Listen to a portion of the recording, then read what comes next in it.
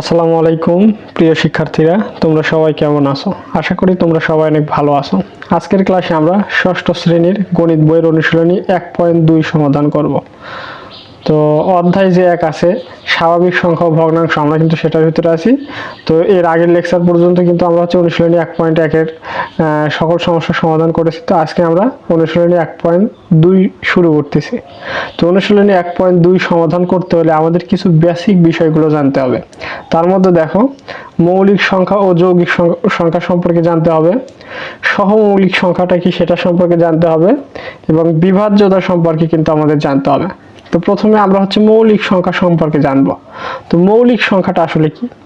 মৌলিক সংখ্যা হচ্ছে যে সংখ্যার এক এবং ওই সংখ্যা ব্যতীত অন্য কোনো গুণনীয়ক থাকে না, তাকে আমরা কি বলবো? মৌলিক সংখ্যা। অর্থাৎ যে সংখ্যার এক এবং ওই সংখ্যা ব্যতীত অন্য কোনো গুণনীয়ক থাকে না, তাকে আমরা বলবো কি মৌলিক সংখ্যা। যেমন দেখো, আমি একটা সংখ্যা লিখলাম 2, তাহলে এই 2 এর গুণনীয়কগুলো কি? অর্থাৎ 2কে কি সংখ্যা দ্বারা, পূর্ণ সংখ্যা দ্বারা ভাঙা যায়? দেখতে পাচ্ছি আমরা 1 দ্বারা এবং কি 2 দ্বারা ভাঙতে পারি। তার মানে 2 এর গুণনীয়ক 1 এবং কিন্তু 2। তাহলে এই 2 কি মৌলিক সংখ্যা? মৌলিক সংখ্যার সংখ্যা থেকে আমরা কি জানি যে সংখ্যাকে 1 এবং ওই সংখ্যা ছাড়া অন্য কোনো সংখ্যা দ্বারা, অর্থাৎ পূর্ণ সংখ্যা দ্বারা ভাগ করা যায় না, তাহলে সেটাকে আমরা বলবো কি মৌলিক সংখ্যা। ঠিক আছে, তাহলে দেখো এই 2 একটা সংখ্যা, এটাকে কিন্তু 1 এবং ওই সংখ্যা অর্থাৎ 2 ছাড়া অন্য কোনো সংখ্যা দ্বারা কিন্তু ভাগ করা যাচ্ছে না, বা এর কিন্তু 1 এবং 2 ছাড়া অন্য কোনো কিন্তু গুণনীয়ক নাই। তার মানে এই 2 কিন্তু একটা কি মৌলিক সংখ্যা, মৌলিক সংখ্যা। কারণ মৌলিক সংখ্যার যে সংজ্ঞা সেটা কিন্তু এটাই কিন্তু কি পূরণ করছে।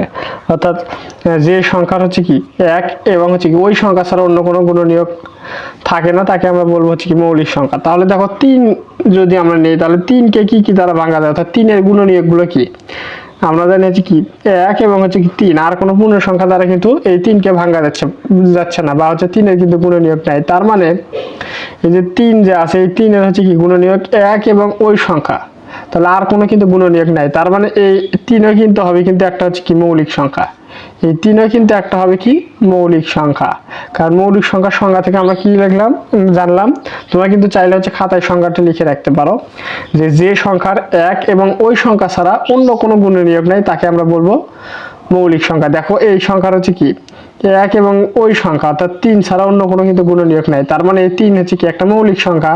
আবার 2 এই সংখ্যার কি 1 এবং ওই সংখ্যা, অর্থাৎ 2 ছাড়া কোনো গুণনীয়ক নাই। তার মানে কি 2ও কিন্তু একটা মৌলিক সংখ্যা। তাহলে দেখো আমরা যদি 4 নেই, 4 কি মৌলিক সংখ্যা? আমরা একটু দেখার চেষ্টা করি তো, যে 4 কি মৌলিক সংখ্যা। এখানে দেখো 4 এর গুণনীয়ক কি 1, এরপর 2, এরপর কি 4। কারণ 2 দোকানে কত হয় 4, এবং 4 একে 4। তাহলে এখানে কিন্তু আমরা 3টা গুণনীয়ক পাচ্ছি। তো দেখো এখানে এই সংখ্যাটা কি 1 এবং ওই সংখ্যা, অর্থাৎ 4 ছাড়াও কিন্তু আরও কিন্তু গুণনীয়ক কিন্তু পাওয়া যাচ্ছে। তার মানে এই সংখ্যাটা কি মৌলিক সংখ্যা কিন্তু নয়। ঠিক আছে, তো এখন দেখো 1 কি মৌলিক সংখ্যা? তাহলে 1 এর কি আমরা গুণনীয়ক কি পাই? যে 1ই কিন্তু পাই। ঠিক আছে, তো মৌলিক সংখ্যার সংখ্যা থেকে আমরা জানি যে সংখ্যার 1 এবং ওই সংখ্যা ছাড়া অন্য কোনো গুণনীয়ক নাই। তার মানে মৌলিক সংখ্যা হতে হলে কিন্তু 2টা গুণনীয়ক প্রয়োজন হয়। একটা 1 এবং কি যে সংখ্যা লিখবো আমরা ওই সংখ্যা হতে হবে। তো এখানে দেখতেছি 1 এর কিন্তু কি গুণনীয়ক কিন্তু একটা, কিন্তু মৌলিক সংখ্যা হতে হলে কিন্তু 2টা গুণনীয়ক লাগবে, 1 এবং ওই সংখ্যা। ঠিক আছে, যেখানে দেখতে পাচ্ছি 1, অর্থাৎ একটাই কিন্তু গুণনীয়ক। তার মানে 1 কিন্তু কি মৌলিক সংখ্যা নয়। ঠিক আছে, তাহলে 2, 3 এগুলো কিন্তু মৌলিক সংখ্যা, 1 কিন্তু কি মৌলিক সংখ্যা নয়। ঠিক আছে, তো আশা করি মৌলিক সংখ্যাটা কি সেটা তোমরা বুঝতে পারছো। তো মৌলিক সংখ্যা সম্পর্কে আমরা একটু বাড়তি যে ধারণা সেটা দেওয়ার চেষ্টা করবো, যেটা জানলে কি তোমাদের অনেক উপকৃত হবে। যেমন দেখো 1 থেকে 100 পর্যন্ত, 1 থেকে 100 পর্যন্ত মৌলিক সংখ্যা 25টি। 1 থেকে 100 পর্যন্ত মৌলিক সংখ্যা 25টি। ঠিক আছে, এবং এই 1 থেকে 100 পর্যন্ত যে 25টি মৌলিক সংখ্যা আছে, এই 25টি মৌলিক সংখ্যার যোগফল। তাহলে 1 থেকে 100 পর্যন্ত এই 25টি মৌলিক সংখ্যার যোগফল 1000, 60। তো এগুলো তথ্য কিন্তু তোমরা জেনে রাখলে কিন্তু তোমরা অনেক হচ্ছে কি সুবিধা পাবা, এবং হচ্ছে তোমার জানার যে পরিধিটা সেটা কিন্তু বেড়ে যাবে। তাহলে দেখো 1 থেকে 100 পর্যন্ত মৌলিক সংখ্যা 25টি আমরা জানলাম, এবং 1 থেকে 100 পর্যন্ত 1 থেকে হচ্ছে কি 100 পর্যন্ত মৌলিক সংখ্যার হচ্ছে কি যোগফল হচ্ছে কি 1000 কিন্তু হচ্ছে 60। ঠিক আছে, এটা কিন্তু তোমরা মাথায় রাখবা। তো এখন দেখো 1 থেকে 100 পর্যন্ত মৌলিক সংখ্যাটা আমরা কিভাবে মনে রাখতে পারি। আমাদের কিন্তু অনেকের কিন্তু বাবা মায়ের বা যে কারো কিন্তু মোবাইল নাম্বার কিন্তু মনে আছে বা মুখস্থ আছে। তো দেখো তোমরা একটা মোবাইল নাম্বারের মতো করে মনে রাখবা, সেটা হচ্ছে কি 4422, এরপর হচ্ছে 322, এরপর হচ্ছে 321। তাহলে এইভাবে কিন্তু মনে রাখবা যে 4422322321।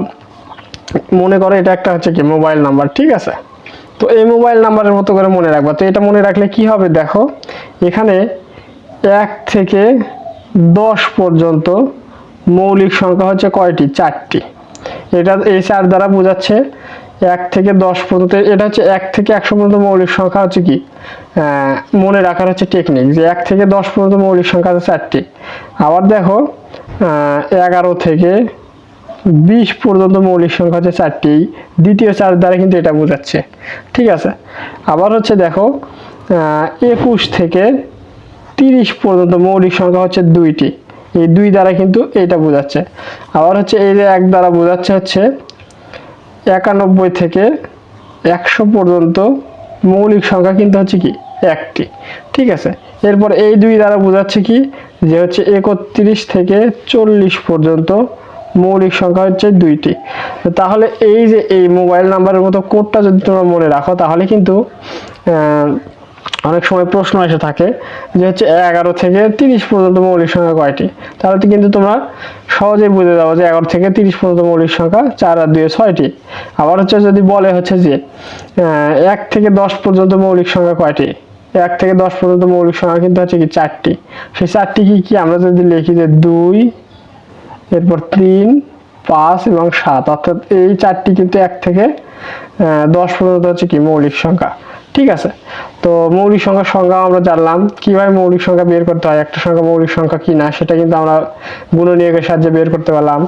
এরপর জানলাম 1 থেকে 100 পর্যন্ত মৌলিক সংখ্যা হচ্ছে কয়টি, 25টি, এবং 1 থেকে 100 পর্যন্ত মৌলিক সংখ্যা যোগফল হচ্ছে কি 1060।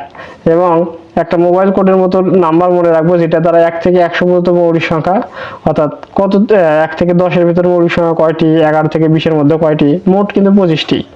তো এরপর 21 থেকে হচ্ছে 30 পর্যন্ত কয়টি। তাহলে এগুলো কিন্তু আমরা বের করতে পারবো এই কোড মনে রাখার মাধ্যমে। তো এখানে কিন্তু 25টি, 1 থেকে 100 পর্যন্ত মৌলিক সংখ্যা কিন্তু 25টি, এটা কিন্তু আমরা জানলাম। তো এখানে আরো একটা বিষয় জেনে রাখা জরুরি, সেটা হচ্ছে এই যে 2টা আমরা পাইলাম না, এই 2 কিন্তু একটা হচ্ছে জোড় সংখ্যা। দেখো এই 2 কিন্তু একটা জোড় সংখ্যা। তো মৌলিক সংখ্যা কিন্তু এই 2 বাদে আর কোনো কিন্তু জোড় সংখ্যা কিন্তু মৌলিক সংখ্যা হবে না। ঠিক আছে, যেমন দেখো আমি যদি 8 নেই, 8-এর কিন্তু হচ্ছে একাধিক গুণনীয়ক থাকবে, 1, 2, এরপর হচ্ছে কি 4, এরপর 8। তাহলে দেখো 1 এবং 8 ছাড়াও আরো কিন্তু গুণনীয়ক আছে, তার মানে এগুলো কিন্তু হচ্ছে কি মৌলিক সংখ্যা হবে না। তো দেখো এখানে 2 একমাত্র জোড় মৌলিক সংখ্যা। তাহলে এটা কিন্তু তোমরা লিখে রাখবা যে একমাত্র জোড় মৌলিক সংখ্যা 2। তাহলে 2 কিন্তু হচ্ছে কি একমাত্র জোড় মৌলিক সংখ্যা।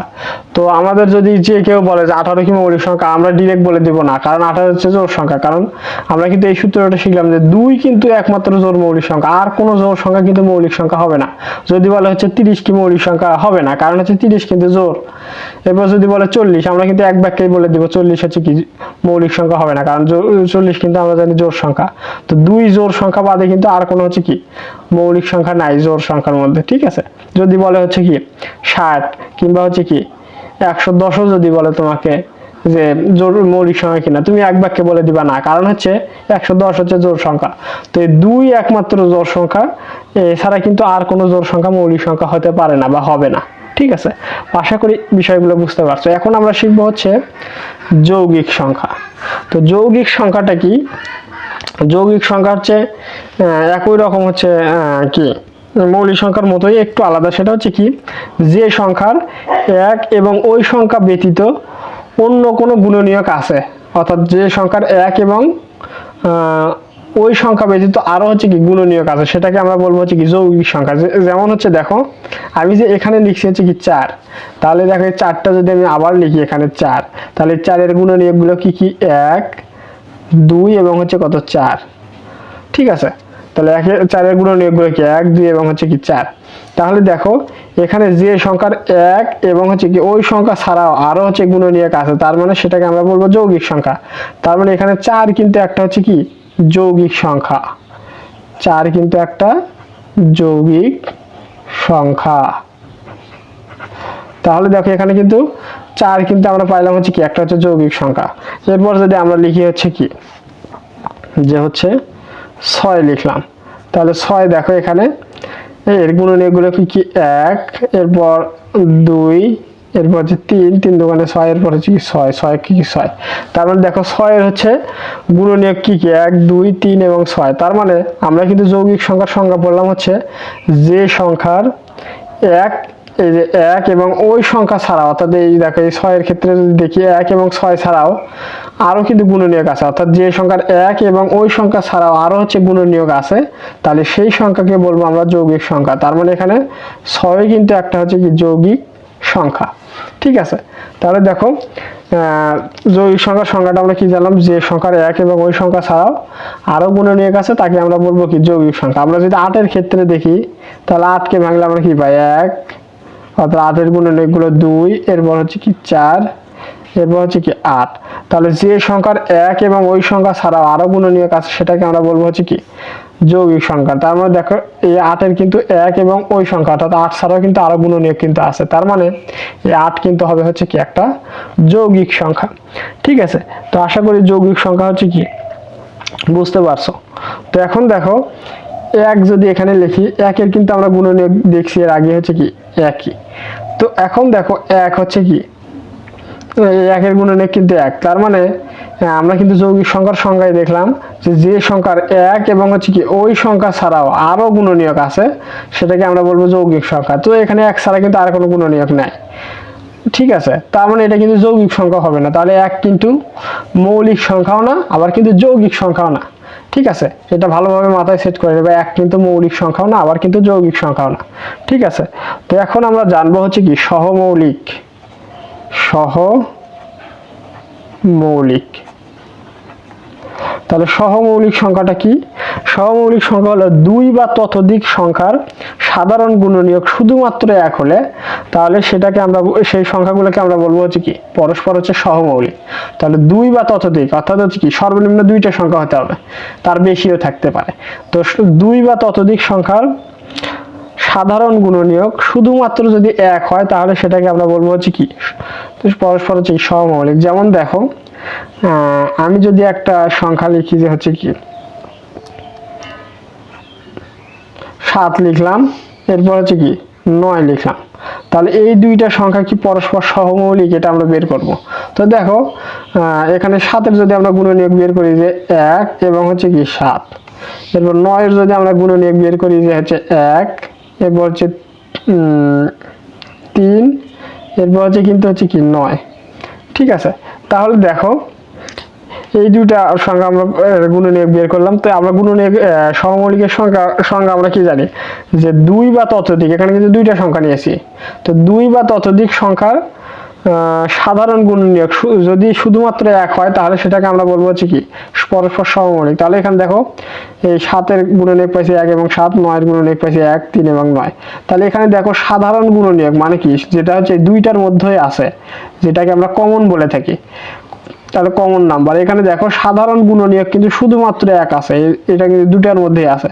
তার মানে এই 7 এবং 9-কে আমরা বলবো কি পরস্পর, 7 এবং 9-কে আমরা বলবো হচ্ছে কি পরস্পর সহমৌলিক।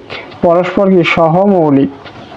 তাহলে যে 2 বা ততোধিক সংখ্যার সাধারণ গুণনীয়ক শুধুমাত্র এক হলে সেটাকে আমরা বলবো পরস্পর সহমৌলিক। যেমন দেখো, আমি যদি আরো সংখ্যা নেই, যে 8 আর হচ্ছে কি 15 নিলাম, তাহলে এই দুইটা সংখ্যাকে আমরা দেখবো যে পরস্পর কি এরা হচ্ছে সহমৌলিক কিনা।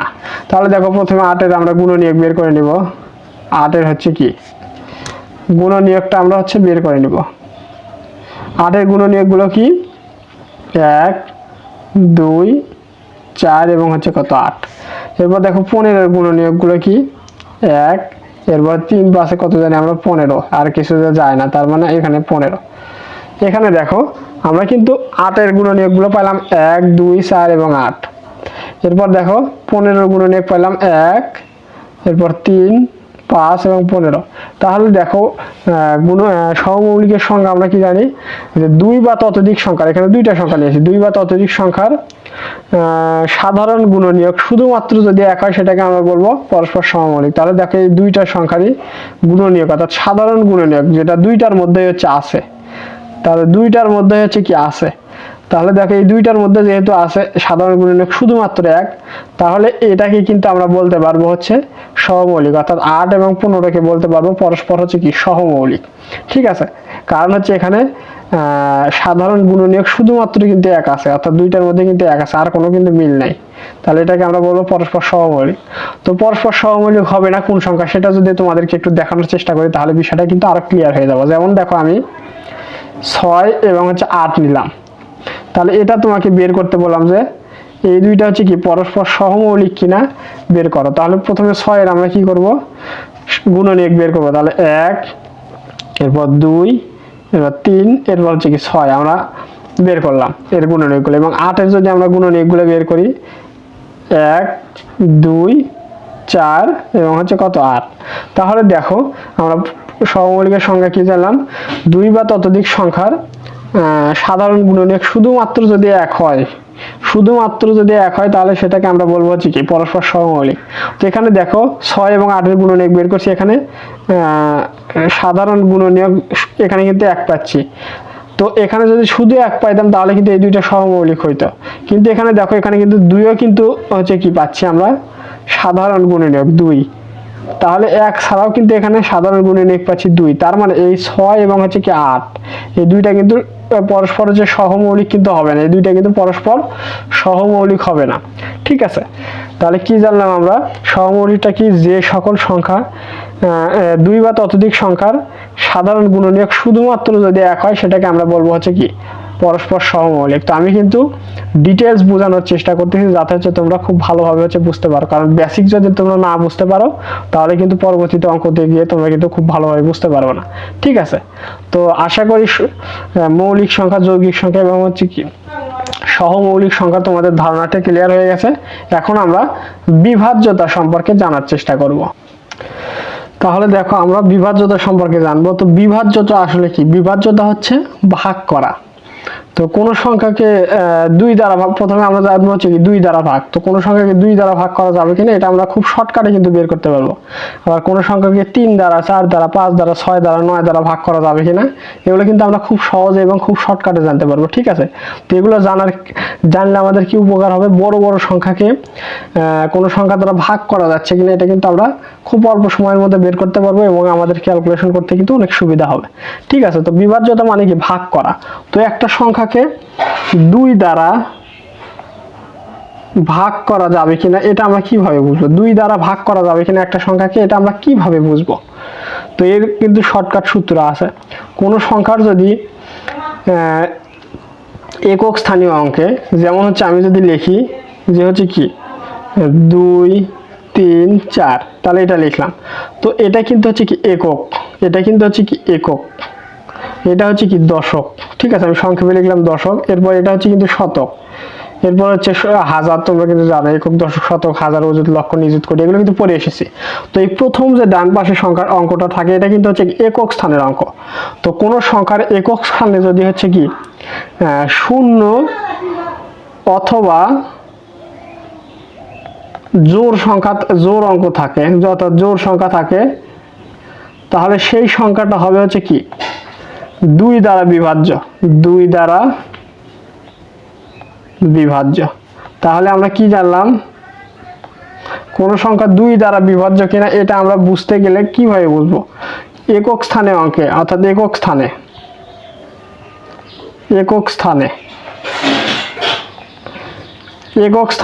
স্থানীয় অঙ্কে যদি হচ্ছে কি শূন্য অথবা যদি জোড় সংখ্যা থাকে সেগুলোকে আমরা কি বলবো? সেই সংখ্যাগুলো হচ্ছে কি 2 দ্বারা হচ্ছে কি বিভাজ্য হবে। তাহলে জোড় সংখ্যাগুলো কোনগুলো? জোড় সংখ্যাগুলো হচ্ছে 2, এরপর 4, 6, 8, এগুলো কিন্তু হচ্ছে কি জোড় সংখ্যা, আমরা সবাই জানি। তো দেখো আমি এখানে যদি উদাহরণ লিখলাম, এখানে 234 লিখলাম।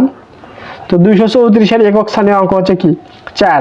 তাহলে একক স্থানীয় অঙ্কে কিন্তু হচ্ছে কি 4 আছে। তাহলে 4 কিন্তু একটা হচ্ছে কি জোড় সংখ্যা। তার মানে এই যে পুরো সংখ্যাটা আছে, এই পুরো সংখ্যাটা কিন্তু 2 দ্বারা কিন্তু হচ্ছে কি ভাগ যাবে। ঠিক আছে। আবার যদি দেখো হচ্ছে বড় একটা সংখ্যা নিয়ে যে 1, 3, 5, 6, 9, 6, তাহলে এই দেখো একটা বড় একটা আমি সংখ্যা নিলাম। এই সংখ্যা 2 দ্বারা ভাগ যাবে কিনা বা 2 দ্বারা নিঃশেষে বিভাজ্য কিনা এটা আমরা কিভাবে বুঝবো? দেখো এখানে আমরা একক স্থানীয় অঙ্ক দেখবো, অর্থাৎ সবার ডান পাশে কিন্তু থাকে একক স্থানীয় অঙ্ক। তাহলে এই অঙ্কটা হচ্ছে কি যদি শূন্য অথবা জোড় সংখ্যা হয় তাহলে এই পুরো সংখ্যাটা কিন্তু 2 দ্বারা ভাগ যাবে। আমরা দেখতে পাচ্ছি একক স্থানীয় অঙ্কে 6 আছে, যেটা হচ্ছে কি জোড় সংখ্যা। তার মানে এই পুরো সংখ্যাটাই কিন্তু হচ্ছে কি এই পুরো যে সংখ্যাটা আছে এই পুরো সংখ্যাটা কিন্তু 2 দ্বারা হচ্ছে কি ভাগ যাবে। ঠিক আছে। আবার যদি লিখি আমি যে হচ্ছে কি 2, 3, 5, 0, 0, 4, 0, তাহলে এইরকম আমি আরো বড় সংখ্যা লিখলাম। একটু দেখো এখানে এটার থেকে বড় সংখ্যা লিখলাম। তো এখানে দেখো এখানে এই পুরো সংখ্যাটা হচ্ছে কি 2 দ্বারা ভাগ যাবে কিনা, অর্থাৎ নিঃশেষে বিভাজ্য হবে কিনা আমরা কিভাবে বুঝবো? দেখো এখানে আছে হচ্ছে কি 0 একক স্থানীয় অঙ্কে। তাহলে আমরা কিন্তু বলেই দিছি একক স্থানীয় অঙ্কে যদি 0 অথবা জোড় সংখ্যা থাকে তাহলে কিন্তু এই পুরো সংখ্যাটা যে আছে এই পুরো সংখ্যাটা কিন্তু 2 দ্বারা হচ্ছে কিন্তু ভাগ যাবে। ঠিক আছে, এটা কিন্তু একদম শর্টকাট নিয়ম। তো আশা করি তোমরা হচ্ছে কি বুঝতে পারছো। তো এখন 3 দ্বারা বিভাজ্য, তাহলে একটা সংখ্যা 3 দ্বারা বিভাজ্য কিনা এটা আমরা কিভাবে বুঝবো? একটা সংখ্যা 3 দ্বারা বিভাজ্য কিনা এটা আমরা কিভাবে বুঝবো? এটা বোঝার সহজ টেকনিক হচ্ছে, ধরো একটা সংখ্যা দেওয়া আছে হচ্ছে কি 2, এরপর হচ্ছে 3, এরপর হচ্ছে কি 4। তাহলে দেখো এই সংখ্যাটা আমি লিখলাম। তো এই সংখ্যাটা হচ্ছে কি 3 দ্বারা ভাগ যাবে কিনা বোঝার উপায় কি? আমাদের যেই সংখ্যায় থাক না কেন এই সংখ্যার অঙ্কগুলোর যোগ করব আমরা। এই অঙ্কগুলোর যোগফল যদি 3 দ্বারা ভাগ যায় তাহলে সেটা পুরো সংখ্যা কি 3 দ্বারা বিভাজ্য হবে। তাহলে যেমন দেখ এখানে এই সংখ্যাটা আছে 234, তো এখানে 2, 3 এবং 4 আছে। তাহলে 2 যোগ 3 যোগ 4 যদি আমরা করি কত পাই? তাহলে 2 আর 3 5 আর 4 9, তাহলে 9 পাচ্ছি আমরা। এই 9 যা পাইলাম আমরা এই অঙ্কগুলো যোগ করে, এই 9 যদি হচ্ছে কি 3 দ্বারা ভাগ যায় তাহলে কি এই পুরো সংখ্যাটা হচ্ছে কি 3 দ্বারা ভাগ যাবে। অর্থাৎ যে সংখ্যাটা দেওয়া থাকবে এই সংখ্যার অঙ্কগুলোর যোগফল যদি 3 দ্বারা বিভাজ্য হয় তাহলে এই সংখ্যাটা হচ্ছে কি ওই সংখ্যাটা হচ্ছে কি 3 দ্বারা হচ্ছে কি বিভাজ্য হবে। ঠিক আছে। যেমন দেখো আমি যদি লিখি 5, 7, এরপর হচ্ছে কি 1, এরপর হচ্ছে কি 6, তাহলে দেখো এখানে কত হচ্ছে 5716। তাহলে এই সংখ্যাটা হচ্ছে কি 3 দ্বারা বিভাজ্য কিনা এটা আমরা কিভাবে বুঝবো? যেমন দেখো এই সংখ্যার অঙ্কগুলো যোগ করো, তাহলে 5 যোগ 7, ঠিক আছে 5 যোগ 7, এরপর হচ্ছে 1, এরপর হচ্ছে যোগ 6। তাহলে দেখো 5 আর হচ্ছে 7 কত হয় 12, 12 আর হচ্ছে 1 কত 13, 13 আর 6 কত হচ্ছে 19। তাহলে এখানে কিন্তু এই সংখ্যার অঙ্কগুলোর যোগফল আমরা করে পেলাম কিন্তু 19। তো 19 দেখো তো 3 দ্বারা কি ভাগ যায়? 19 কিন্তু 3 দ্বারা ভাগ যাচ্ছে না। তার মানে আমরা কিন্তু জানি 3, 6, 18, ঠিক আছে 3, 7, 21, কিন্তু 19 কিন্তু হয় না। তার মানে 19 কে কিন্তু হচ্ছে কি 3 দ্বারা ভাগ করা যায় না। তো এই সংখ্যা যে অঙ্কগুলোর যোগফল এটা কিন্তু 19 হলো, 19 কিন্তু 3 দ্বারা ভাগ করা যায় না। তার মানে এই সংখ্যাকেও কিন্তু 3 দ্বারা ভাগ করা যাবে না। ঠিক আছে, তাহলে এই সংখ্যা কিন্তু হচ্ছে কি 3 দ্বারা ভাগ করা যাবে না। ঠিক আছে। যেমন এরপর দেখো আমি যদি লিখি হচ্ছে কি 8, এরপর হচ্ছে কি 4, এরপর 0 যদি লিখি তাহলে দেখো 840 হলো। তো এই সংখ্যা কি 3 দ্বারা ভাগ করা যাবে? আমরা কিন্তু প্রথমে দেখে বুঝতে পারছি না যে এই সংখ্যাটা 3 দ্বারা ভাগ করা যাবে কিনা। তাহলে দেখো আমরা কিভাবে বের করব? দেখো এই সংখ্যার অঙ্কগুলোর যোগফল 8 4 0, তাহলে যোগ করলে 8 আর 4 কত পাচ্ছে, আর 0 যোগ করলে কত পাচ্ছে হচ্ছে 12। তাহলে এই 12টা কি হচ্ছে কি 3 দ্বারা ভাগ করা যাবে, নিঃশেষ বিভাজ্য হচ্ছে হ্যাঁ 3 দ্বারা ভাগ করা যাচ্ছে, কারণ আমরা জানি হচ্ছে কি 3 4 হচ্ছে 12, তার মানে এই পুরো সংখ্যাটাকে কিন্তু হচ্ছে কি 3 দ্বারা ভাগ করা যাবে বা 3 দ্বারা কিন্তু বিভাজ্য হবে। ঠিক আছে, তো এরপর দেখো যদি আমরা দেখি যে হচ্ছে 3 6 4 5, তাহলে এই দেখো 3645, এটা কি 3 দ্বারা ভাগ করা যাবে? যদি আমরা দেখি 3 যোগ 6 যোগ 4 যোগ 5, তাহলে 4 আর 5 যোগ করলে কত হয় 9, 9 আর 6 কত হয় 15, 15 আর 3 18, তাহলে এখানে কিন্তু এই সংখ্যার অঙ্কগুলোর যোগফল কিন্তু পাচ্ছি আমরা 18, যা হচ্ছে কি 3 দ্বারা বিভাজ্য। তার মানে এই সংখ্যাকে পুরো সংখ্যাকে কিন্তু হচ্ছে কি 3 দ্বারা হচ্ছে কি ভাগ করা হচ্ছে কি যাবে। ঠিক আছে, আশা করি বুঝতে পারছো। এখন দেখো আমরা 4 দ্বারা বিভাজ্য কিনা, 4 দ্বারা বিভাজ্য কিনা, কোন সংখ্যা 4 দ্বারা বিভাজ্য কিনা সেটা আমরা কিভাবে বুঝবো? তাহলে দেখো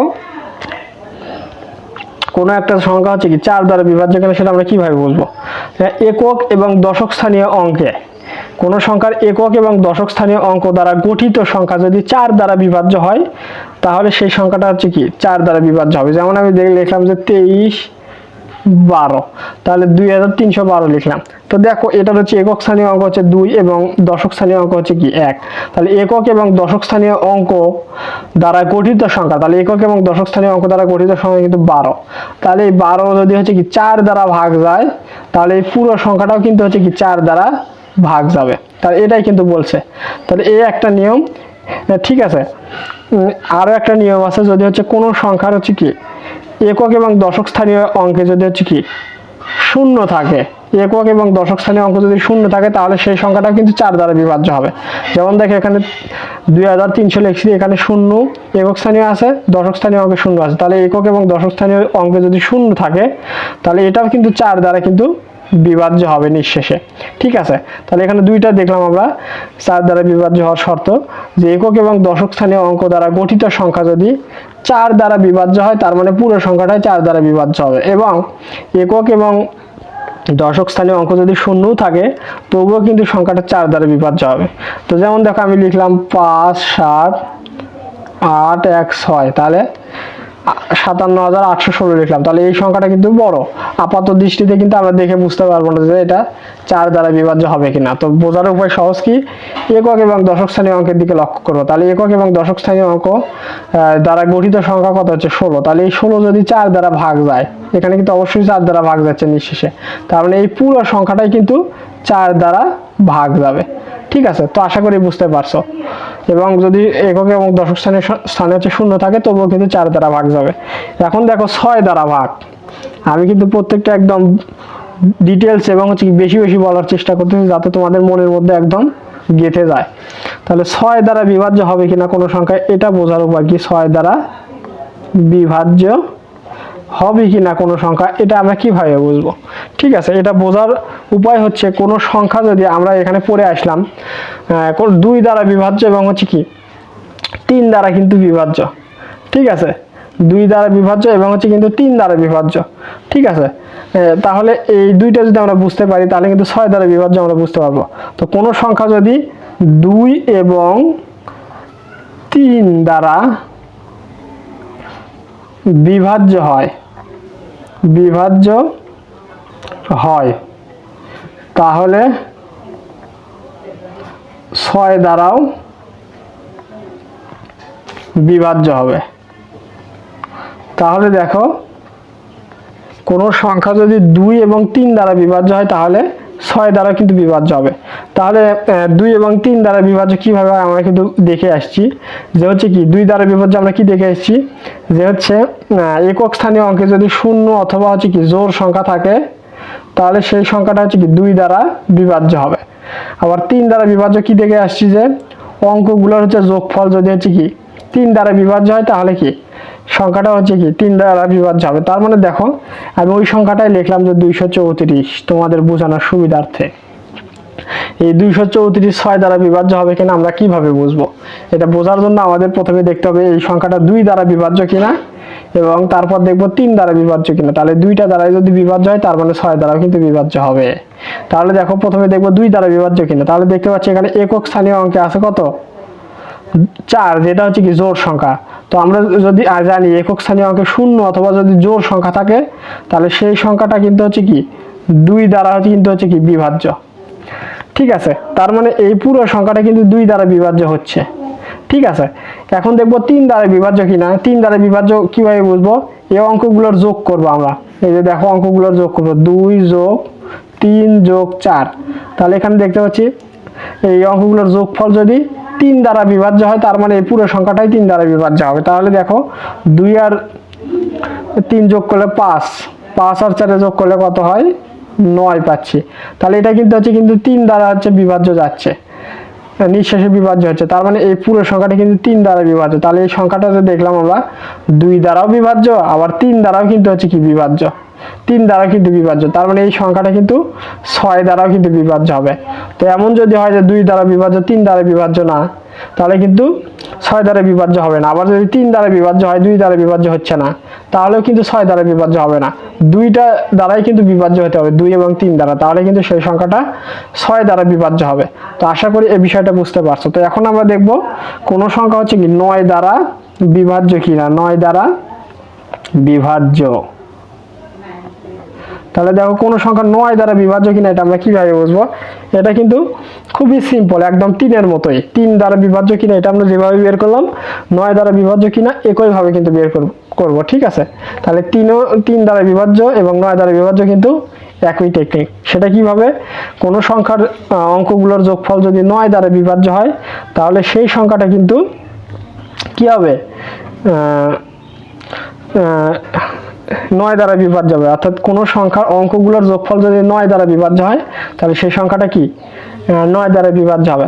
যেমন আমি যদি লিখি যে হচ্ছে কি 3 এখানে লিখি যে 3 4 এরপর হচ্ছে 8। ঠিক আছে, এরপর লিখলাম আবার হচ্ছে কি 3। তার এই একটা সংখ্যা আমি লিখলাম। তো এই সংখ্যাটা 9 দ্বারা বিভাজ্য কিনা এটা আমরা কিভাবে বুঝবো? দেখো বোঝার উপায় হচ্ছে এখানে দেখো 3483, তাহলে এটা 9 দ্বারা বিভাজ্য। এটা কিভাবে বুঝবো? এই সংখ্যার যে অঙ্কগুলো আছে 3 4 8 3 এগুলো যোগ করব। করার পর এই যোগফল যদি 9 দ্বারা বিভাজ্য হয় তার মানে এই পুরো সংখ্যাটাই 9 দ্বারা বিভাজ্য হবে। তার মানে দেখো যোগ করি, 3 যোগ 4 যোগ 8 যোগ 3। তাহলে যোগ করলাম, করার পর এখানে দেখো 3 আর 4 7, 7 আর 8 কত হয়? 15, 15 আর 3 কত হয়? 18। তাহলে এখানে পাচ্ছি আমরা 18।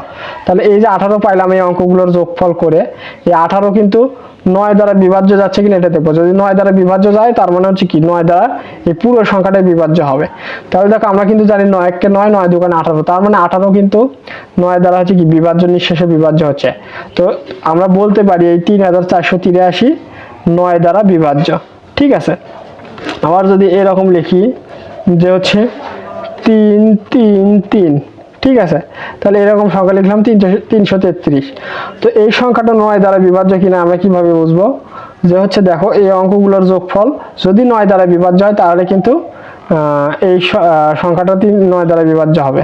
তাহলে দেখো 3 যোগ 3 যোগ 3 এই অঙ্কগুলোর যোগফল করলাম, তাহলে কত হচ্ছে?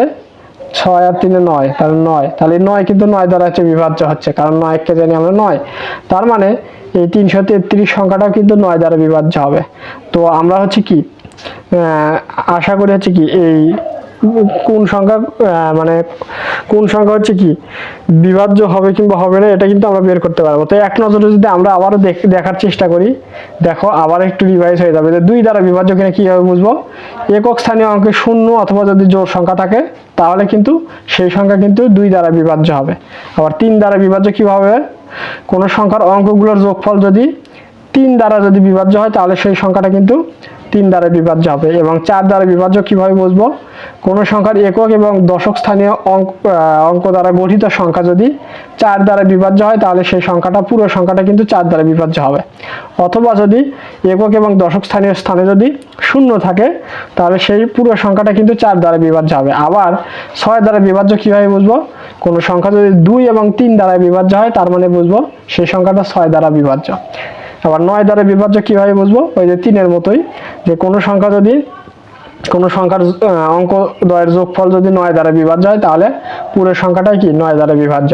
তো আজকের লেকচারে কিন্তু আমরা মৌলিক সংখ্যা, এরপর যৌগিক সংখ্যা, এরপর সহমৌলিক সংখ্যা এবং বিভাজ্যতা সম্পর্কে জানলাম। তো অনুশীলনী 1.2 সমাধান করতে কিন্তু এই বেসিক বিষয়গুলো কিন্তু আমাদের দরকার হবে। তো আশা করি আজকের ক্লাসটি খুব ভালোভাবে বুঝতে পারছো। আগামী লেকচারে হচ্ছে কি আমরা হচ্ছে অনুশীলনী 1.2 এর সমস্যাগুলো সমাধান করা শুরু করব। তো এরপরেও যদি কোথাও তোমাদের বুঝতে অসুবিধা হয় অবশ্যই আমাকে জানাবা তোমরা, আমি আবারও বোঝানোর ট্রাই করবো ইনশাআল্লাহ। সবাই ভালো থাকবা, সুস্থ থাকবা, এই কামনা ব্যক্ত করে আজকের মতো ক্লাসটি এখানে শেষ করছি। আসসালামু আলাইকুম ওয়া রাহমাতুল্লাহ।